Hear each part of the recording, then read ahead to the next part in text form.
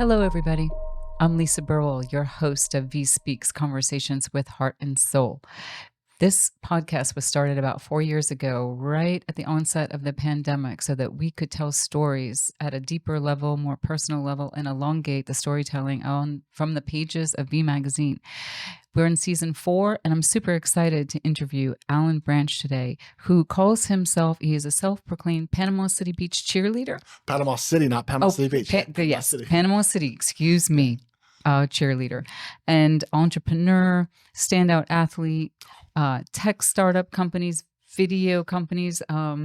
You are into the restaurant business, and you're into reimagining and revitalizing Panama City. Those are very generous words, but yeah, I'll take them. Yeah, you should take them because your pedigree in your bio says that you can, because you've done so much and you're young and you have accomplished a lot. Young, I don't know about that's relative, I guess. Yeah, Thanks for the compliment. I think it's young. I think you're young Yeah. for everything that you've done.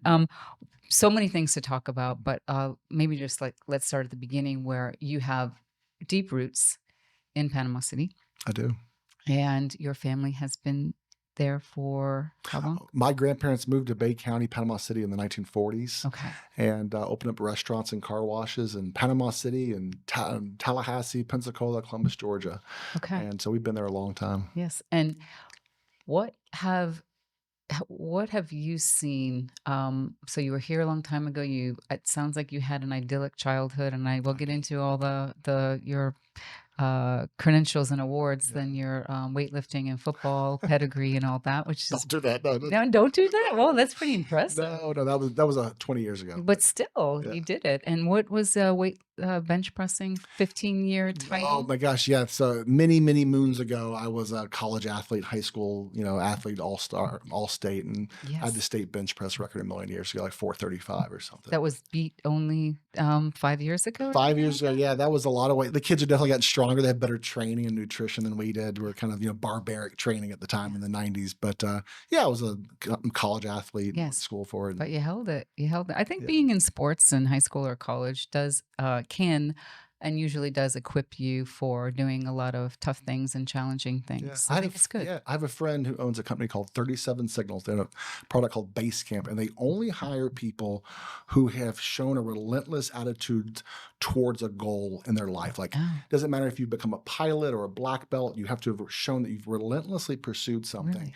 And I think that's what division athletes have, most of them, is the ability to relentlessly pursue. So Basecamp, that's like the teamwork company. So we do teamwork. And with some of our clients, we use Basecamp too. So that's your buddy? Yeah, Jason Fried and David Hellmeyer Hansen. Oh, really? Yeah, I wouldn't call it like hanging out at my house, but we definitely. But you know each other. Yeah. You should read all their books. They're fantastic entrepreneurs and awesome guys. So I call you a techie. When I say that, I mean that in the best of ways, because you've had several companies that you've started up and sold for a nice chunk of money. Yeah. And also you still have some that you still own. I do. Where did you get that training? Oh my gosh. I definitely was not anointed with a lot of knowledge. I grew up as a car wash kid. My family owned car washes, and I just kind of I came into college about the time the internet was a thing. All technology starts as toys before it becomes a tool. And the internet in 2000 and 2001 was this silly little thing that people weren't really making money from. And so I just kind of was learning graphic design in college, but then learning to build websites kind of hooked me. I was like, this is so exciting. I got really curious, and I just realized that in the art department, I was nerdier than the artsy kids. And then I went to the business department, and I was more artsy than the business kids. And so I just kind of stumbled upon the internet at the right time, right place, and surrounded myself with smart people. And so were you self-taught though too? Yeah, completely. Oh, no way. Yeah. Wow. It's not that big of a deal, actually. If most software people are very curious, and we're all constantly learning. Like what you knew when you were 20 is not what you know now. Right. So I think the learning really starts when you become an adult. It's just really training initially. Yes. Practicing, right? Practicing. Always practicing. So talk about and explain how your show, Our Little Warehome. Our Little Warehome, sure. Okay, I would love, I don't know anything about it except that you sold the rights to Lowe's. We did. So we Oh, have, that's huge. we had, we were building, we had bought property. I had sold the software company and we had some extra money. And I said, let's start buying property. We bought property around Panama City. And I noticed downtown was really cheap and it didn't make sense. Okay. In my head, it should have been much higher price because those old buildings are scarce and scarcity should drive the price up. Mhm. And so we had bought this really cheap old building downtown, and I always wanted to live in a kind of a strange old building. And we started remodeling it. And I had a video production company at the time when we were doing videos for software companies. Mhm. And I thought this should be a show. I don't know. So I was literally Googling like how to make a show. And I would, and I was like, how do I get a hold of someone at Netflix and Apple TV? And so we got a hold of people. And we made a pilot episode, and it was us and the kids just kind of making up a show. Just one episode Yeah, it and was shocked it? yeah, it was Okay. it was a pilot, like a little 3-minute Yeah. teaser, and I got some quotes from some bloggers who do like, creative homes and things like that. And so I just started emailing people, and then Lowe's said we want to buy 10 episodes, and I said I don't even know what that means. And so they said just start shooting it. We'll get the paperwork done later. So And they wanted you to make 9 more or 10. yeah, they want us to make Okay. 10 episodes. So if you go on YouTube and search for Lowe's Home Improvement, Yes. go on their YouTube channel, you'll find our little ware home. It has about 2 million views, and it's the whole story of us building our home downtown. And there's some us at Lowe's picking out products, and Wow. it was quite an adventure. We didn't make much money on it. Uh-huh. I had to cancel a large software project to actually do it. Oh. But it was, it was fun working with the kids. And Would you do it again? absolutely not. Yeah. Yeah. No, and Lowe's was fantastic to work with, but it was too much. So, like when you're building your dream home in an old building, the last thing you want to do is rush it. And even when when you first move into your home, you haven't gotten all the little piece of art that you want, and you want to take time to find those things. And with a video production, you have to get it done and film the after. Right. And so we had to rush a little bit more. We went 8 months to rebuild a building, Right. and it should have been about a 2-year project. But I don't regret it. But I Right. wouldn't do it again. Right. Okay. Yeah, not ideal when Been you're there, done that. yeah, Right. check that off the list. Yeah. Okay. Did you ever once consider leaving Panama City? Oh, so I left Panama City for college. Okay. I met my wife at UAB where I played football. Uh-huh. I had my first son in Birmingham, and just missed the Gulf Coast. I missed all the stuff, sailing and Yeah. scuba diving and fishing and all the stuff. Yep. And so we moved back, and we had our daughter here. But even after the storm, so Hurricane Michael came through October of 2020 or 2018, and certainly there were moments after that where you go, any sort of moment like that, it's like a community-wide heart attack where Yeah. you go, ooh, it's a nice time to reevaluate things, and you definitely go, should we even live here anymore? Right. And then you just realize that there's a void in the community of investment, creative entrepreneurship, and if not us, then who? And if not now, then when? And so we stuck around, and we're here forever. Right. Little anecdotal story about that time. The Idea Boutique is our marketing company that we have that publishes VIE, and we represented the Mexico Beach TDC Okay. for 8 years. Yeah. And I was doing some different things, and I just didn't feel like, and it was weird, we needed the money, but I just felt like we shouldn't take the account, Right. which came up for renewal at the end of September. Oof. I was in New England, and I was just fleeing the hurricane and going up to New England, and then realized that Mexico Beach, this town that I went to every Thursday for 8 years in a row, once a month, was obliterated. It was. And I couldn't believe what I was watching Right. right before my eyes, with the town decimated. And then I knew many parts of Panama City Oh, yeah. were also in horrible condition. Horrible. Yes. So thankfully for us over here on 30A, we didn't get hit as bad, but it was cataclysmic, and it was unbelievably sad for a lot of people Oh, that yeah. I know and knew really well. The executive director, her house was destroyed, and they had to move out of town, and just all the things that Oh, yeah. happened. So during that time, what was it like, and how did you, if not when and that all? Yeah. What did you do then? Yeah, well, the biggest thing to know about Hurricane Michael is most hurricanes are kind of spread out. This was a very tight, small hurricane that was very much more like a tornado. Mhm. And as an example, my parents live in St. Andrews, which is kind of the Hathaway Bridge. It's kind Mhm. of the very far west part of Panama City. And between our houses is 3 miles. Mm. And you go from our neighborhood, the reports are 80% of the county or 80% of the trees in the county were lost. Mhm.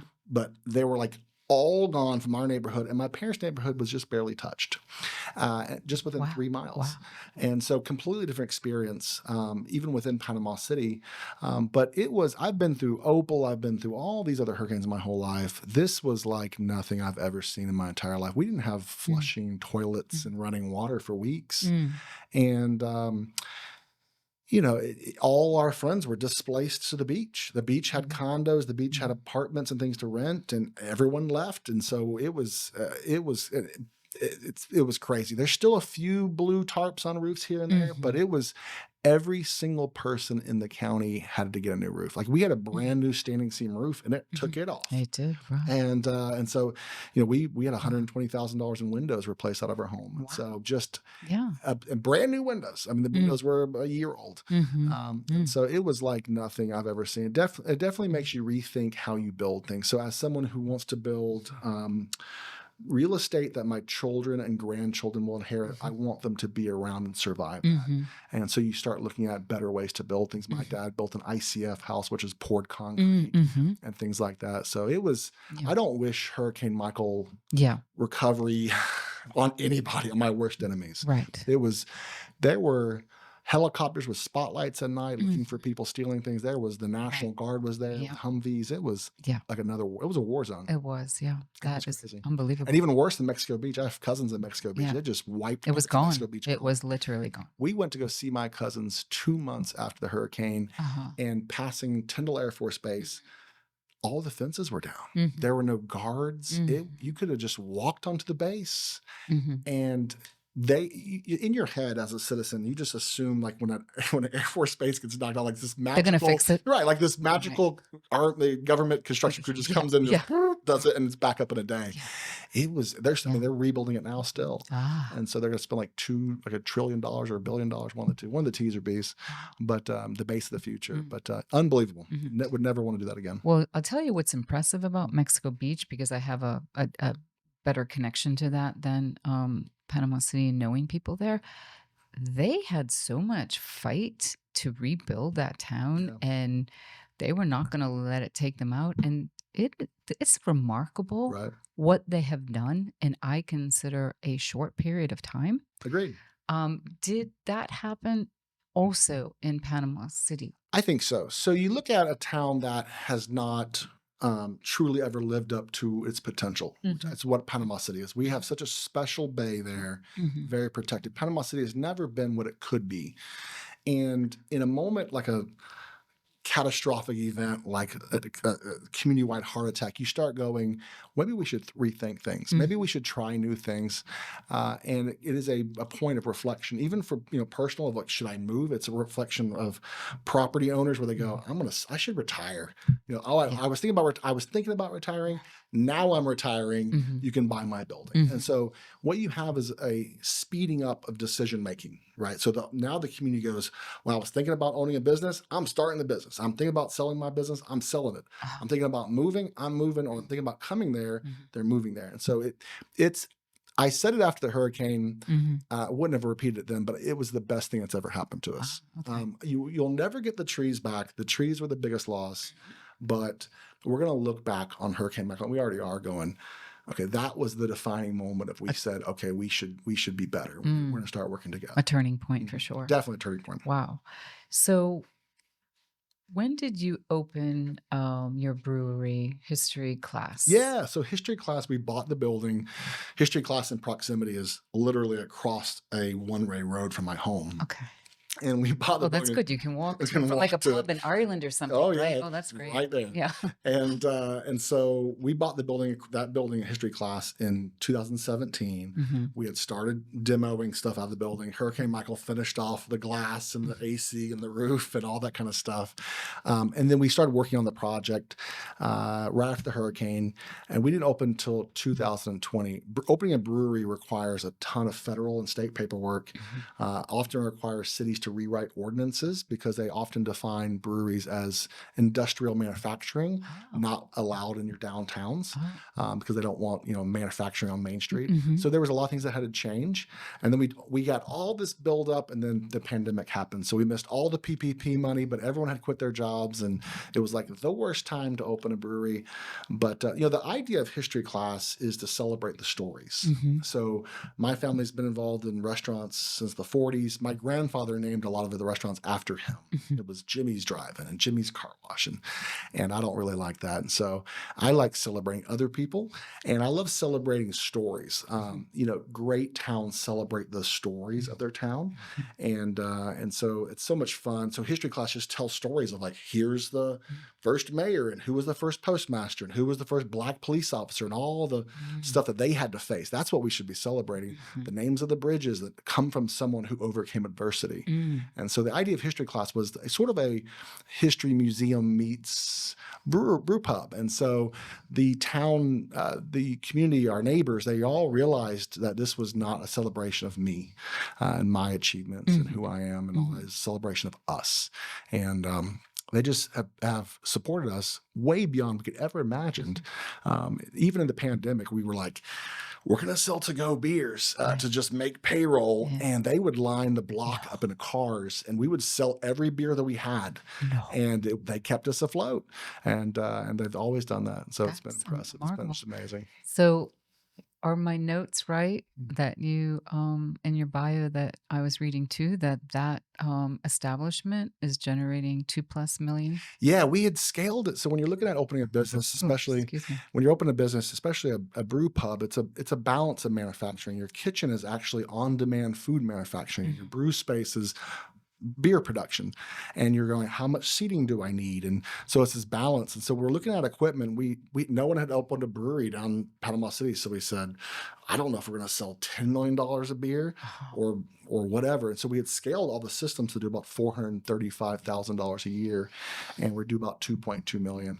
And it's all because it's just the locals. The locals will have relentlessly supported us. They cheerlead us. They bring their friends there. It's unbelievable. We have to go on a field trip Yeah, there, Doc.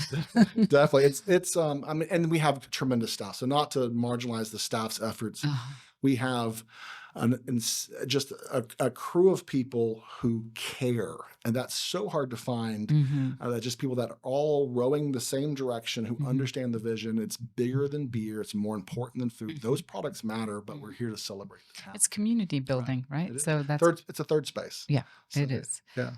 So I heard you speak last Mhm. year at the Seaside Institute, and I thought you were a breath of fresh air, Okay. Thank you.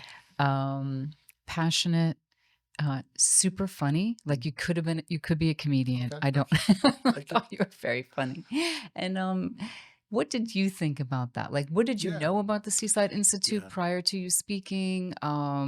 Just talk to me about that. I'm the chair of the Seaside Institute this year. I have a big mandate of wanting to grow it, Yeah. which is why I'm asking you the question. Totally. And the background is Seaside Institute was celebrating Dover Coal. And so Yes. Dover Coal is a consultant who helps towns rethink what they're doing. And Victor Dover has become a good friend of mine and very helpful in just Panama City. And he's just an awesome guy. But He he was is. there to get a prize. Hmm. And I wanted to celebrate him, Hmm. and celebrate what he's helped our town do as someone who's guiding us through better decision making. And so I didn't know what to expect. He Uh-huh. said, do a presentation, and I wanted to do one kind of funny and Uh-huh. but your natural instinct is to be professional. Mhm. And so I was like, well, these jokes are either going to really land or really bomb. Mhm. And, they landed pretty They good. Yeah, landed they landed pretty good. very And well. it was entertaining, I guess. But there's certainly some fear. And anytime someone asks you, like, you should come speak or be interviewed, Yeah. imposter syndrome pops up. Where you're Yeah. like, I'm just a guy that writes software and I own a couple little things. And I'm in a league. And you really do. When you go to the Seaside Institute, for Mm. me, Mm. it's like the all stars of real estate development across across the globe. I mean, Mhm. I met so many interesting people. John Zimmerman of Active Towns is Mhm. like Mhm. a rock star to me. He Yeah. celebrates bike paths Yes. and walkability, and he's like just the coolest guy to me. And so, but everyone was so incredibly friendly. I've spoken at lots of conferences, mostly tech, Uh-huh. and it was such a friendly group of people, so casual. We Mhm. would have dinner, and you could just sit down next to someone and say, I would say, I know who you are. Yeah. Can I just have a dinner with you? And they were just like, yeah, come sit down. Yeah. And so it was so nice. I'm definitely going to come next year. Yes, please It was do. just a nice weekend Yeah. of learning and Big just sitting. thinkers. Yeah, And total. and, you know, Yeah, it's hard to find places and communities, and spaces where there's a lot of thinking going on. sure. I don't know why it's very rare, Yeah, but I find it rare. And even if I don't know about a particular topic and, sure. and I learn about it, I like it. Well, and the setting matters, right? So you look at Seaside and what Seaside's done for new urbanism, Hmm. invented new urbanism. And you look at if it was held in a conference center at a Ramada, it would not be the same event, right? Yeah. It So has nice oh, trappings. it does. And Yeah. so, like, you want creative thinking, you put yourself in a creative environment, a Hmm. place that you can kind of slow down. It's Hmm. quiet, it's peaceful, and it was just a nice time. And it was a great time. It's Yeah. one of my favorite conferences. Well, good. Well, I'm going to send you more info on Yeah, it too, so that you can come to more. yeah, Many things going on. So I would love to talk to you and one, congratulate you. And I'm glad that I can say this on the air right now that you are going to be running for mayor of Panama City. I am. Yeah. Congratulations. Well, or I'm sorry, one of the two. It's a tough job. I'm very excited, Yeah. especially just knowing your speech and then talking to you now. You're very well spoken, passionate, smart, and your legacy. You'll be really good for that. I hope so. I hope so. It's a tough job. The mayor is blamed for things that they have no control over. Hmm. And as someone who wants people to like them, I think we all want to be liked by people, right? Hmm. That's a good quality to have. Hmm. It's tough knowing that no matter, even a good mayor, if you're making good decisions, there's people that are just going to think you're doing something bad, Hmm. nefarious, and sneaky. And Hmm. that's tough. Hmm. I've always wanted to honor my parents. And knowing that there'll be a group of people who just pick at you is tough. And I don't have to have that job. I could live a nice life just being what I do. But I want to do it. I've studied cities for a long time, and I know I can do a good job. I think I can do You it. In can. my opinion, I think I can do a good job. Yeah. Other people probably don't think so. Oh, I You don't. know, I don't think so. I don't think there's so many. It's ever changing right now, yeah, and it's kind of crossed to into another direction right now since Hurricane Michael and sure. whatever else has happened after that. They might be a lot more ready for you now Yeah, than you might even think. But as I was saying to you in the green room, mhm, that's not green. sure. Um, I one of my big takeaways from participating in the Seaside Institute the last couple of years have been, I would call it the power of the mayor, Mhm, and how that is where it all starts, and then snowballs outside of that to evoke change and change places and spaces. right. And I never really understood that I could define what mayorship was all about until sort of sitting in those rooms. Right. It's much more important than I think Right. people understand. Sure. So it's such a good thing that you're doing. I think it looks so beautiful right now what Dover Coal Oh, has yeah. redeveloped, reimagined, and all that. Did they start doing that before or after you opened the brewery? Was it at the same time? No, well, there was an idea for a streetscape project coming back to 2015 downtown. In fact, when I first met the city manager at the time in 2015, the first thing he showed me was the streetscape plan. It was much different than what we have now. Okay. And so they kind of carried that forward, and he Dover Cole and the team kind of changed things here and there. Definitely wasn't my idea. I didn't pick the colors of anything or anything like that. And history class is kind of on 4th Street, so it's a little bit of a side street from Mhm. but it's in the main sort of plaza of Mhm. downtown. But it slows down traffic. Mhm. And a lot of people do love the streetscapes. Change is hard for Mhm. anybody. You're having to, people want progress. They don't want inconveniences. Mhm. And inconvenience happens when you're like, well, I'm used to just cutting through the downtown really fast. And now I have to go slow. I'm used to being able to park wherever I want to. And now I got to look for a parking spot. I don't really like that. Uh-huh. And so some people realize those are signs of vibrancy. And some Uh-huh. people go, that's an inconvenience. I don't like that. Mm. And so it's tough. But the mayor thing plays into every great organization has typically a fairly strong leader who keeps the vision, who keeps reminding people of the vision, and kind of pushing forward. My hero of mayors is Knox White from Greenville. I met him at the Seaside Institute. He's turned around Greenville. If you're interested in towns revitalizing, you have to look at Greenville and their transition over 30 years. And I spent 2 days with him Oh, you about did? 2 months ago, Oh. and he was a phenomenal host, and all because of the Seaside Institute. Wow. That is So, amazing. So what, if you can say now, or if mhm. it's premature to say that, what are some things that when you get in, if you get in, but when you Yeah, get in, yeah. that you would want to champion? Yes. So, you local governments are, what we like to say is like, I'm a businessman, I'm going to put a business lens on the organization of City Hall. Oh. That's not quite right. So like government is another kind of organization, still money in, money out. Mhm. And what I found in local governments is you have your staff, and then you have your commissioners or council. They set the policy. But what happens is your staff, they're usually around a lot longer. Your city managers are around about 5 years typically, Mhm. but there's such a turnover that no one ever looks down at the core problems. They all go, we're going to fix the parks, we're going to fix the potholes, but they don't look at the organization.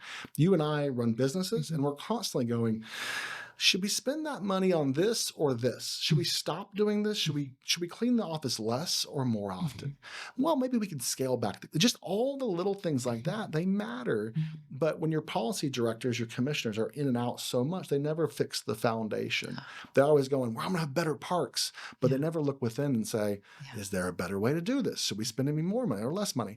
And that's really what I want to dig into more of the organization. That's really not a very sexy answer for a campaign. Mhm. Most campaigns are better parks, Yeah. lower taxes. Yeah, right. And I Right. want to fix the organization. Uh-huh. What I say, the reason why is, as a local who's been there for 80 years, who had cash and time to Mhm. invest, Mhm. I knew every commissioner, every department. I still do. Mhm. And the processes of getting a building permit, the processes of opening a business, hosting an event were impossible.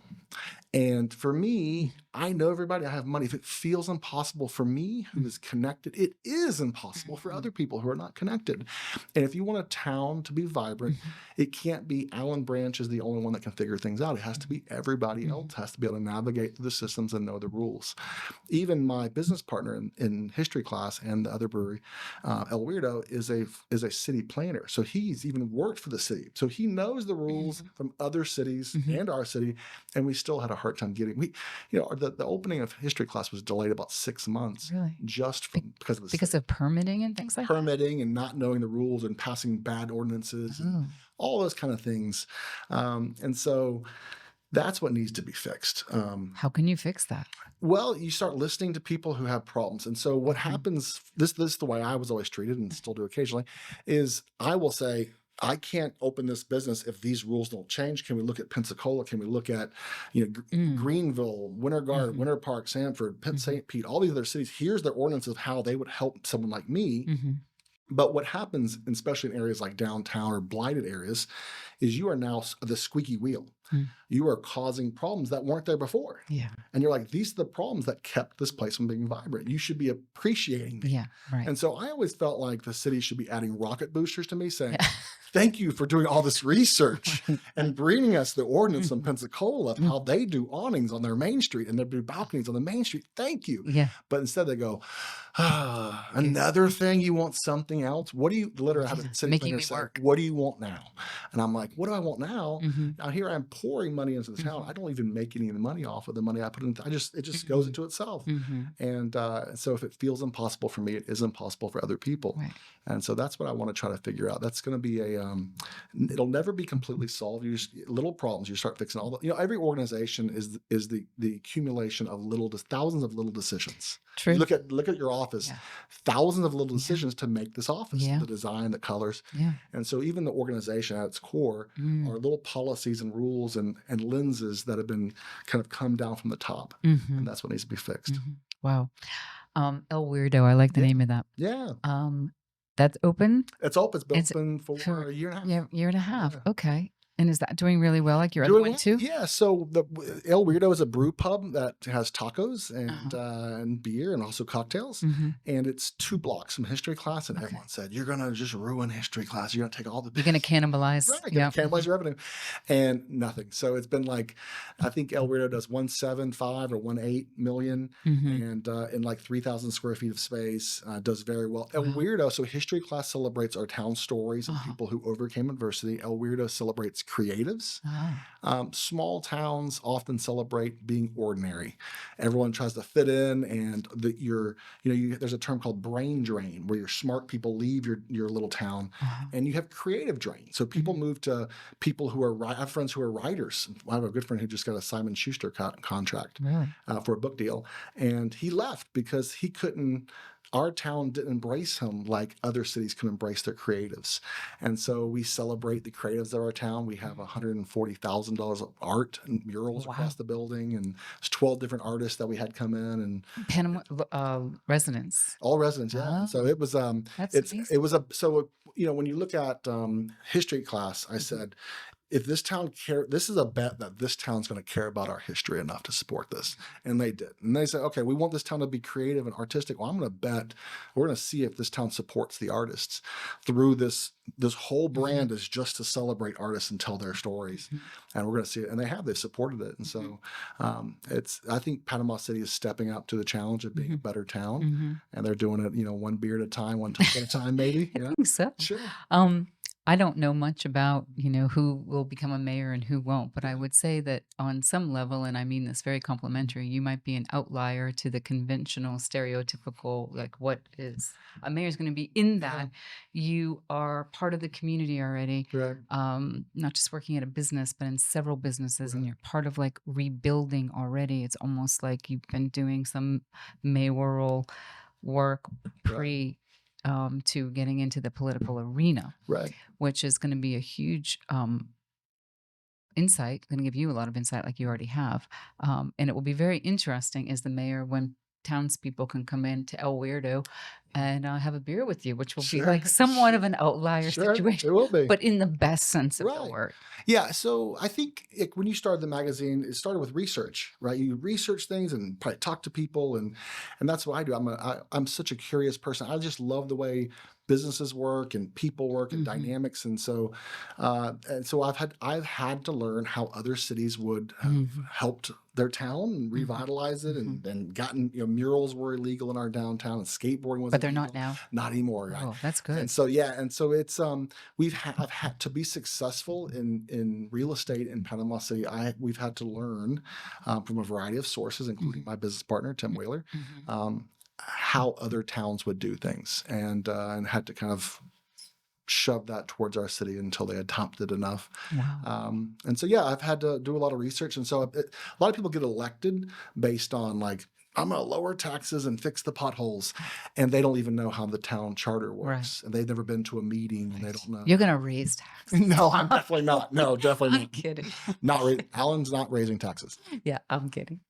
All right. Usually, the one of the ethos of the podcast is to share inspiration, Yeah. motivation, words of wisdom. Oh my gosh. And so I usually sort of wrap up the podcast in asking somebody, and I'll set it up with what I think about you. You've done a lot of things. You've done many things that we haven't even talked about yet, like the Sapp house. Yeah. Tell me about that. Well, it was the Sapp House is an old building. It's on the National Register. right near our courthouse. Mhm. And after the storm, it was actually owned by a previous mayor. Judge Sapp actually built it in 1916, Okay. but a former mayor had purchased it, and she had done some work to it, but she had passed away, and the county wanted to make it into a parking lot. Okay. And so they were like, well, we want to do a whole overhaul of our courthouse. And so me and a friend of mine, Chris Kramer, and Kevin Wattenberger, we said, well, we want to buy it. Uh-huh. And they trust us because, one, we're known people in town. We've Mhm. done projects downtown. And we took the house and we cleaned it up and fixed it up, and now it's a wedding venue. It hosts Mhm. weddings there. Mhm. And so, yeah, we're just figuring out. I That's didn't try amazing. aspirations of opening a wedding venue, Yes. but here we are. Yes. So So did you that's a good segue to this question. Did you think when you were in college and getting out and figuring out what you were going to do that you would do all of this? no, in fact, 10 years when we first bought property downtown, I told my wife, I will never open a restaurant. Mm. I found we've done that for Never say never, you never, know. and here, Mhm. life makes you eat your words It sometimes. does. And then about 5 years ago, I said, I will never run for mayor. That is the worst job. Oh, wow. And here we are. Because I think Mm. I go back to most successful people will do the things it takes to go forward.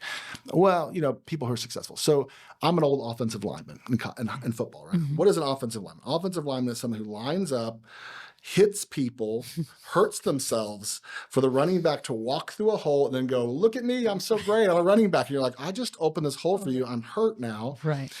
You're welcome. Thank you. Yeah. Yeah, you're But welcome. the mindset of that is I don't need any pat on the back. I just want progress forward. And I don't care what it takes. I want progress. And that's my mindset. I'm just still an offensive lineman who wants progress. I don't care who else I celebrate or if I get the credit or not. Mhm.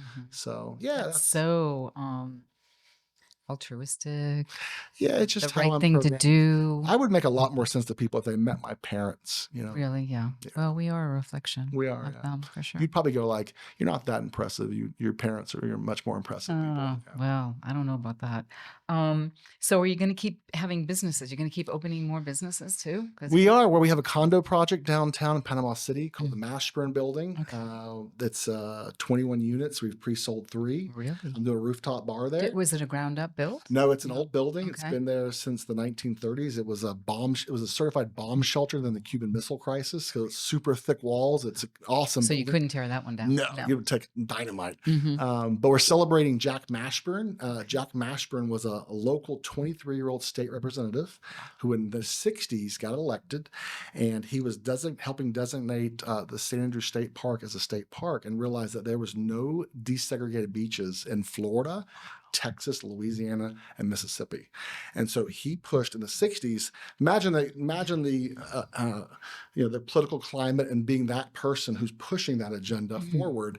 And it was very controversial. He did not get reelected, but we have the first desegregated beach in all these states, the first official one in all the states in Panama City. And so he's someone who should be celebrated. Not, it shouldn't be the Branch building. It should be the Mashburn building. Wow. So That's yeah. amazing. But yeah, I'm going to keep opening businesses with partners and doing what it takes to, just kind of keep things pushing forward. It's fun. Well, it's been my pleasure to meet you. Yeah. You're vivacious and you have so much of what, I wish so many more people had, a lot of interest in doing a lot of things. And Foolish ambitions. Making a difference, right? I mean, I hope I it's am. like a slogan, but it also, when it's real and authentic, it's really beautiful. Yeah. It really is. I want to do something meaningful with my time. So, Okay. So yeah. everybody, let's go do something meaningful. Yeah. Allan, thank you Thank you very for having me. much. It's been great. And to your mayorship, I hope you win, and Well, thank you. I'm believing you will. Well, thank you. Welcome. Thank you, everyone. I hope you enjoyed listening to Allan. Very, very interesting person. We hope you have a good day. Bye-bye.